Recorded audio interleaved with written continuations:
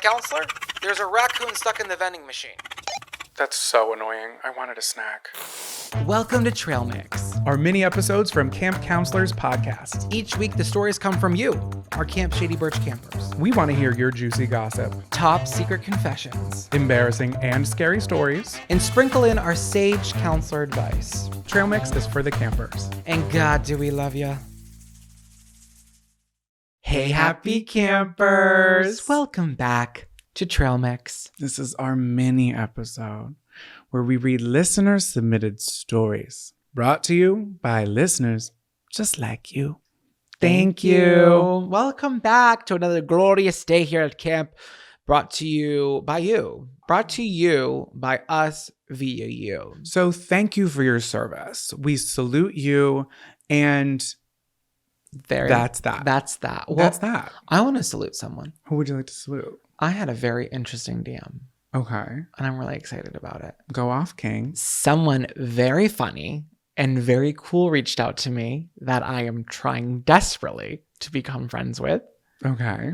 I don't know if you are familiar with her, but her name is Annie Corzin. Annie Corzin might ring a bell if you remember a little video that goes by, have you ever had a Krispy Kreme?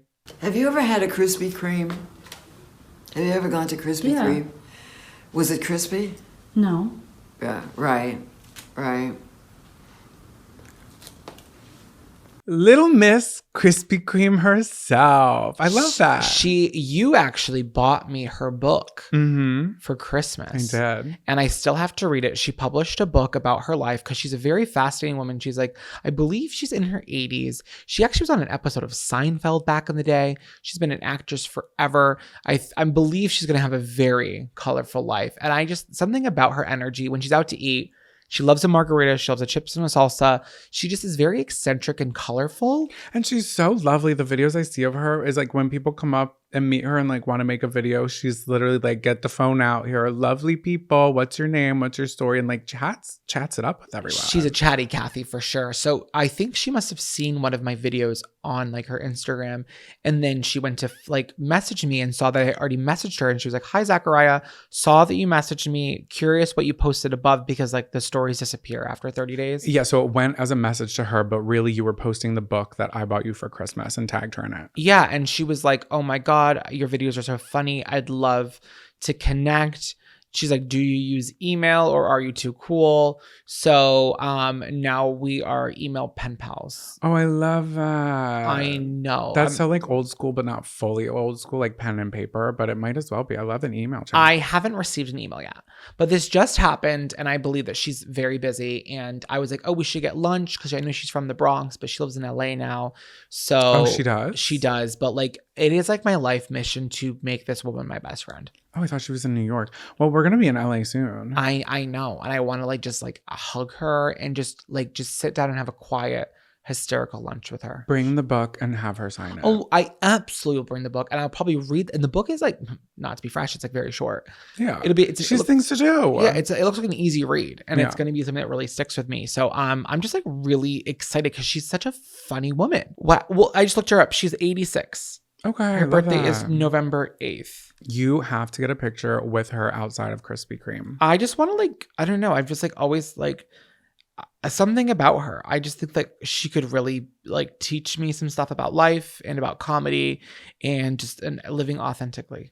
I'm really excited to have this friend who has not actually become a friend yet, but like she doesn't know it. And I don't think she listens to the podcast, but she is going to be my best friend. Well, you're manifesting it. And she was kind enough to reach out and ask for your email. Her husband's name is Benny. Oh, Benny Drama. Benni. Benet, maybe? Yep. So we're going to get into today's episode, but I just want to start off with that. Oh, she was also in Pen 15.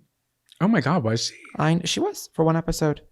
Okay, so... Oh my God, she was the fashion show episode that we dressed up as for Halloween. She was in the... Oh my God. She was. She walked down. She was a walker also in The Walking Dead. No, she was a walker in that...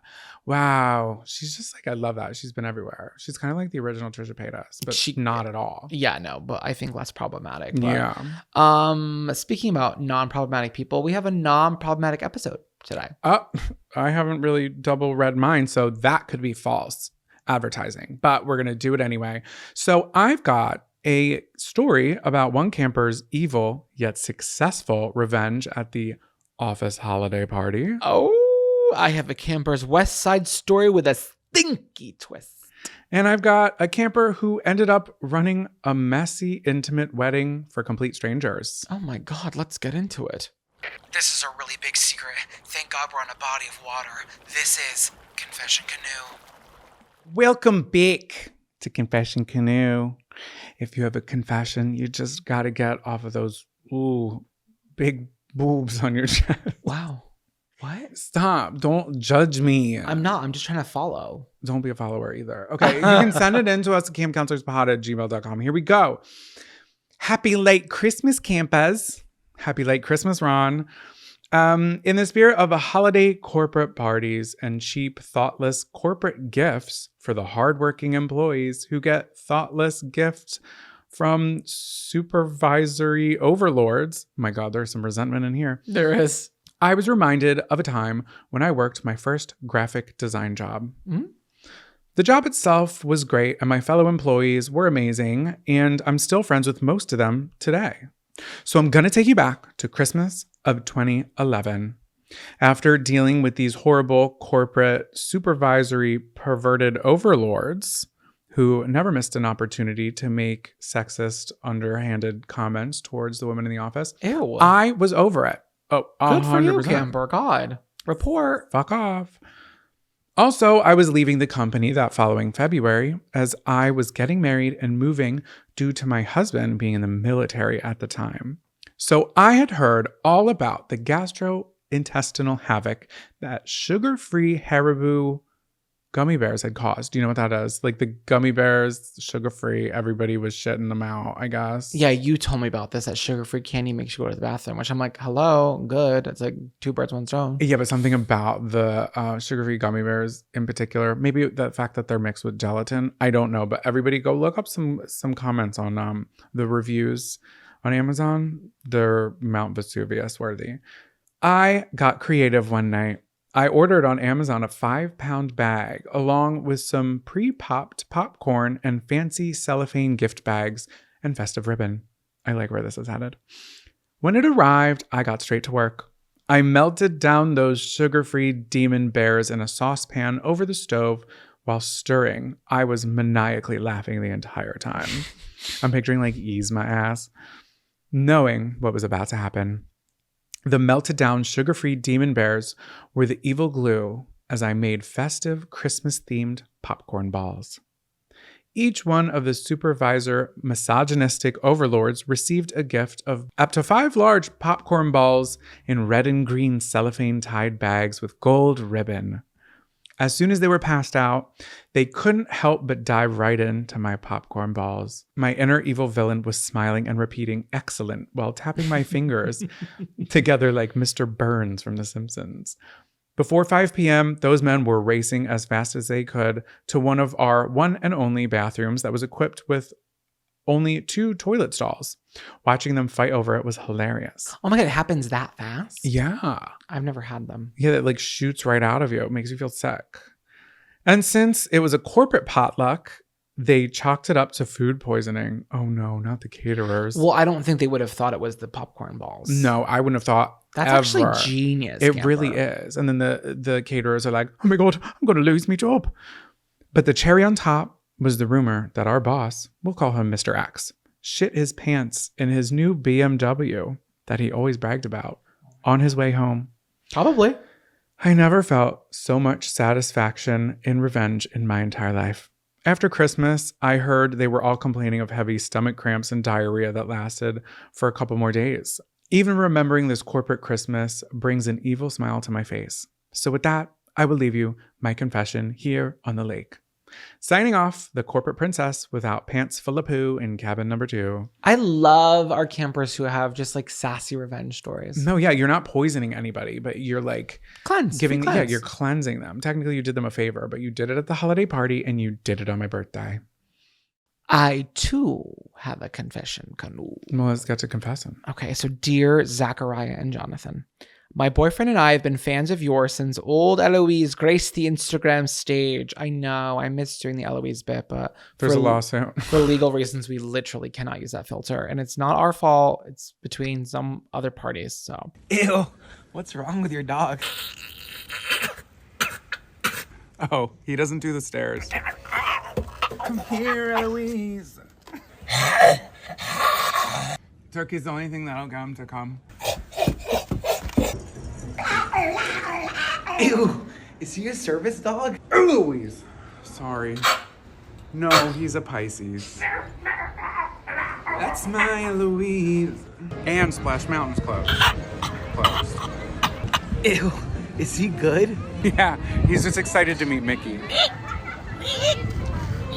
Do you like Pluto? your goofy humor has gotten us through countless road trips back and forth between Cincinnati and DC. And now I'm submitting this Confession Canoe story for your campfire laughs. That's a long drive. It is. And this is a long podcast. True. So it's kind of perfect for that. You're welcome. This tale is 13 years old, but it still makes us cringe and say, how did things get that out of hand? It's got everything. Bad decisions, rotten eggs, and enough chaos to cancel a high school tradition, so buckle up your life vests. Picture this. It's junior year, and we're gearing up for the annual Powder Puff Flag football game. The night before, each class hosts a sleepover to bond and make wholesome memories. Cute, right? Wrong. The seniors that year were as defiant as raccoons and trash cans. In our class, just dumb enough to match their energy. Wait, is this an all-girls school? No.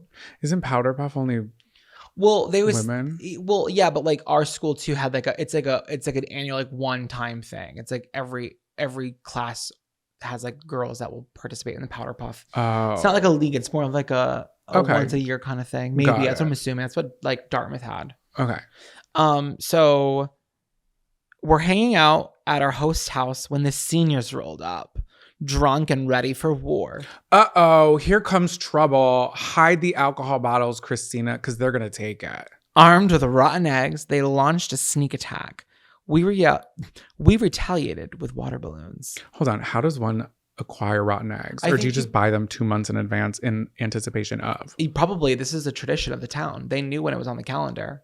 Ew. People plan for this. When you're in high school, you're so creative. Pathetic we were. But then the host parents escalated things. They dragged out a tub and filled it with everything foul from their fridge.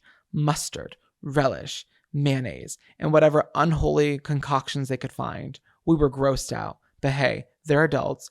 What could go wrong? Not mommy and daddy getting involved. Well, I feel like if it's a small town, I can see them being like, it's a rite of passage. Like, I did this when I was their age, and now they're going to do it too. Yeah, and if they're the host family of this like antics, like they're clearly in on it. They're like, whatever, get crazy, girls. Wait, are they like doing all this in the house? Yeah, their house got egged, and now they're like, ugh. Now we're gonna make this big pot of goo. How would Disney Channel say it? They'd be like, rats! We gotta get them back. Oh, brother. They're right behind me, aren't they? Soon we were in our car chasing seniors around town with a tub of ick. One of their cars, a brand new Jeep Compass, won in a church raffle, was unlocked. Who the fuck is having a church raffle giving away a goddamn Jeep? You're not paying taxes, You're bitch. not paying taxes on What that. the That is- fuck? What mega church bullshit is that? Yeah, where is this? Did she say where she's from? Because Yeah. is this Cincinnati? This is Sin City, bitch. You know what my church raffled off? Meals to the needy. Period. And that's the way that it should be. A Jeep to a teenager who's going to run amok around town with rotten eggs. Well, and guess what they did? what? So naturally, we dumped the whole mess inside, ruining it for life. They dumped the ick. Ick. The ick. Whether that's leather or fabric, it's done. So. Oh my God. Yeah, because it's in the fabric of the ground. It's a mess. From there, chaos hit 60 miles an hour. Literally. 60 60. 60. Have you ever heard of that? That's fast, babe. in the suburbs. It's nuts. Back road problems. My boyfriend commandeered a friend's Land Rover and drove around our sleepy town like he was auditioning for NASCAR. Oh, these are rich bitches. The cops, missing in action, classic.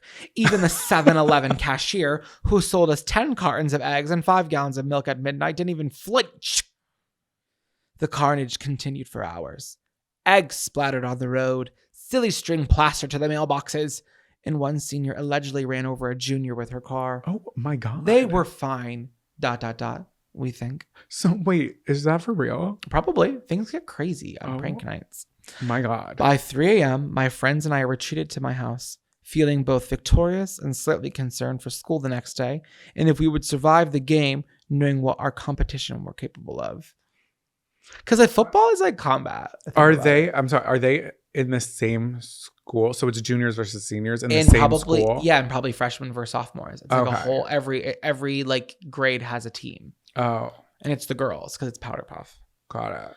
The next morning, my mom woke me up yelling about the front yard. The seniors had smeared open cans of cat food everywhere. That's expensive. My car, the driveway, the porch, the veranda. I told her things went sideways. I would clean it up and headed to school. Mom, things went sideways last night. They really did. It was Powder Puff Eve. You have to understand. I have to add that to my vernacular. Things went sideways. And there's nothing you can do about it. Mom, things went sideways. What do you want me to do? It's Powder Puff Eve, Mom. Immediately upon arrival, the principal gathered all the guilty parties in the gym. The Powder Puff game? Canceled. Punishment? Cleaning up the town. This is such a Disney Channel movie. Oh wait, is this a Disney Channel movie? Clean up the whole town. Are you kidding me? It was Powder Puff at 5. But the game's canceled. Literally. And as it turns out, there was video evidence of us raiding 7-Eleven like feral goblins. That's feral hog behavior. Oh my God, wait, the school went to the 7-Eleven security? It's a small town, babe. They need the evidence. I guess. Parents were called. Shame was felt. By daylight, the damage was shocking. Egg guts lined the streets. Condiments caked on mailboxes. How small is this town? I'm picturing literally This like set on like the back of Universal. Yeah, or like the Grinch after he like tears up the town and the whole townspeople gather around the tree and they're like, oh my God, there's cat food and mayo everywhere. I'm thinking Gilmore Girls ass. Yeah. Oh my God, it's so Stars Hollow. It's so Stars Hollow. But you know what? These stars fell from grace. Well, the egg guts on the streets, condiments on the mailboxes, and the smell of cat food lingered for weeks. As Zachariah likes to say, the entire town was stinky. Can we all just get back to the true meaning of Powder Puff Day? Merry Christmas! We are a town, and we must come together as a town. This is not what towns do. Give me a tea.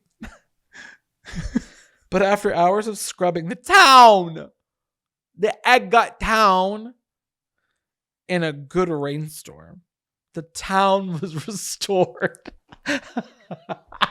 The town has been restored. Now this is the town that Blake Lively should have been in. And so was our dignity, mostly. Wink. Now we laugh at our night. Oh my God, what a word to say. Night? Naivety? Naivete. Not to be confused with Nativity Scene, starring Jesus. It's naivety. Naivety? You know what I'm saying. We were naive. And thank the universe we weren't arrested. Well, you couldn't be arrested. The town would never allow it. The town can't arrest all the Powder Puff girls. Drat those Powder Puff girls. You were in duress. So, counselors, let this be a cautionary tale. Camp pranks are fun, but maybe skip the cat food. Sincerely, Concoction Queen and Gavin 16. Wow. Get the tub of ick and drip it all over the church raffle Jeep compass, why don't ya? This was a funny one. This is so Breakfast Club. It is. But listen, it was the town. I get it. Listen, I get it. What was my favorite line? I have to find it. It went sideways. Oh, that one? Listen, but I also Mom, it went sideways. I like how it ended with the town was restored. The town was restored.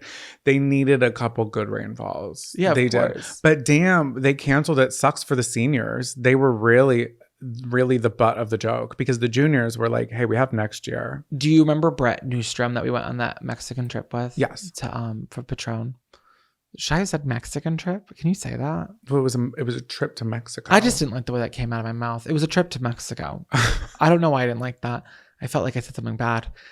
Well, it was a trip to Mexico. So it was a Mexican trip, I guess. Yeah. Why am I getting nervous about this? So Brett just posted a TikTok that he said that someone egged his house like a year ago and he never washed it off because he didn't give a fuck. He said there's black spots on his house from the eggs. Oh my God. So campers, if you get egged, you must restore the town. You have to. You don't have a choice. You can't just leave that to rainfall and chance. You know, have you ever seen when people put like bologna or some kind of cold cut on a car and you saran wrap it in the summer? I don't know what it is. The oils. Yeah, but it takes the pain off. Oh my God, the town's going sideways. Think about what's happening on your innards. Don't do that to me. You don't have a cold cut. You eat a lot of tuna. Good luck with your mercury poisoning, bitch. Thanks. I'm enjoying it quite fine. Scary stories around the campfire. Welcome back to Scary Stories Around the Campfire. You're gonna have to like raise the mic levels on that one. No, I have to raise the mic levels. Every single episode, someone's screaming, someone's mumbling, and it's both of us. Okay. So welcome back to Scary Stories. If you have a scary story or an embarrassing story, it can be, something spooky, a spooky position you were put into. It could be a spooky sentence you were trying to say, like that one, or an actual paranormal situation, embarrassing, whatever. Write it in campcounselorspod@gmail.com. Hey, divas. Hey. Thank you for bringing so much joy and laughter to my commute to law school. Lawyer alert, lawyer alert. And I'll say this. We don't have a camp lawyer, and we just found ours. You're upgraded, girl. Your Honor, you may slay another day. I thought you were going to say something, so I got quiet, and now I'm really nervous. I couldn't top that. It was so good. This is a story of how I ended up as a vital part of a stranger's intimate wedding. My participation in this story could have easily been avoided, but you know what they say? Do it for the plot. You guys are freaks out there. I love it. As I was reading this, I was like, what the fuck is going on this very day? Oh, I'm excited. Let me set the scene. At this point in time, I'd been dating my current boyfriend of 2 years for about 9 months. But this story, it's not about us. It's about my boyfriend's best friend. And the town. Let's call him Jay. Okay, so Camper's boyfriend's best friend named Jay. Jay always had trouble in the relationship department. He had a habit of falling too hard, too fast, and it never panned out well for him. My boyfriend would always update me on Jay's latest love of his life that would break his heart within a week or two. Oh, poor Jay. That is, until he met Kay. Every kiss begins with K. I literally wrote that in my little note. Once again, he fell hard and fast, but this one lasted longer. 3 months into him seeing Kay, they got engaged. Now, like you counselors say, I'm not going to yuck someone's yum. And that's not what we're doing, because a lot of people get engaged very quickly. And they end up being married. And they last. So I don't think it matters. So I'm not going to yuck someone's yum. I just personally think only knowing someone for 3 months before getting engaged is a bit fast, especially since I knew how easy it was for Jay to fall in love. I get it. So they got engaged in May and plan to get married in October in Salem, Massachusetts. Hey! Spooky. Again, pretty fast, but that's none of my business. Camper, I love you, but you certainly are making it your business. Flash forward to July, 2 months into the engagement, 5 months total into the relationship. Jay tells me they moved the date of the ceremony to next week because his grandmother is in very poor health and wanted to be at the wedding. A sweet gesture, but a planning nightmare. They throw together a backyard wedding to take place that weekend. At this point, I still think I'm an outsider. It's an intimate backyard wedding. I've never met the bride or the groom since they've been currently living in another state. I've never met the bride or the groom. Oh, our camper doesn't even know Jay. Yeah. But Jay's best friend is her boyfriend, so that's why she gets invited, I think. Right. Okay. Yeah, because it's a wedding, but she's literally never met him. Yeah, but was she not give his friend a +1? Yeah. Okay. So that kind of makes the story even kookier. I get it. Okay, but it does put her in a weird position. So she's like, why? Like, oh, they're all living in different states. Why would I be invited? This was until 2 days before the wedding. My boyfriend and I go out to get drinks with the soon-to-be newlyweds who were in town for their wedding. Okay, so they're coming into town. Got it. Sorry, I'm putting the pieces together as I'm telling it. Very unprofesh.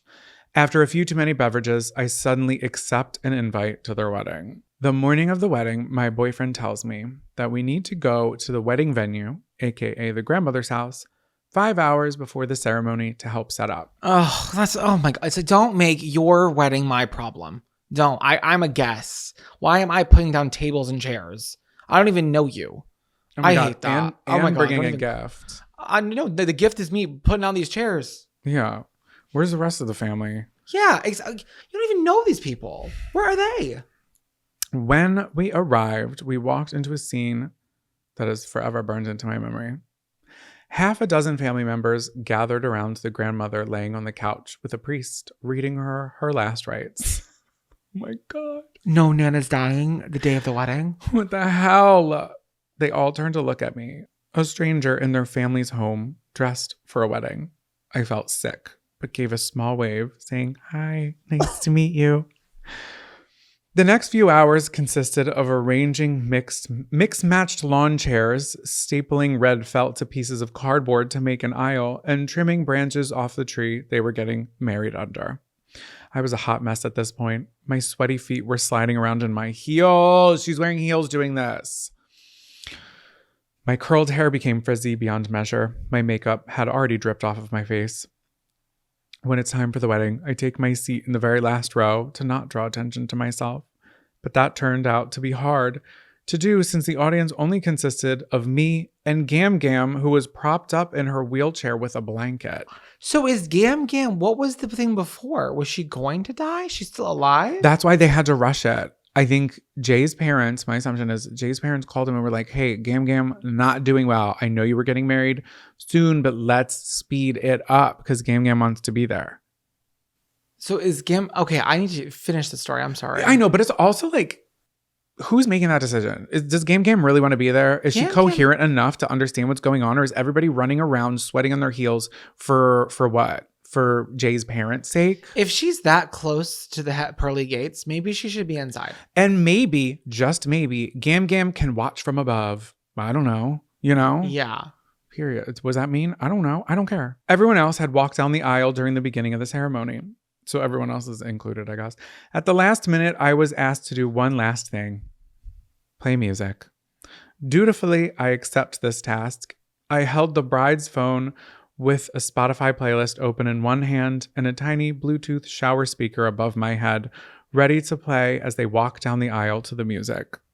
To make matters even more complicated, I needed to switch playlists. To play two different songs for the entrances, one for the wedding party and one for the bride. I say a silent prayer. I hit play, and the ceremony surprisingly goes smoothly. The makeshift cardboard aisle that is now warped from the sun was then rearranged to create a dance floor. Jay wanted his grandmother to see the first dance, even though I'm pretty sure she was not understanding a single thing that was going on and just wanted to die peacefully. Oh, this is awful. Once again, I'm holding this tiny ass speaker above everyone's head playing the first dance song in the middle of the backyard. Until the bride's phone dies.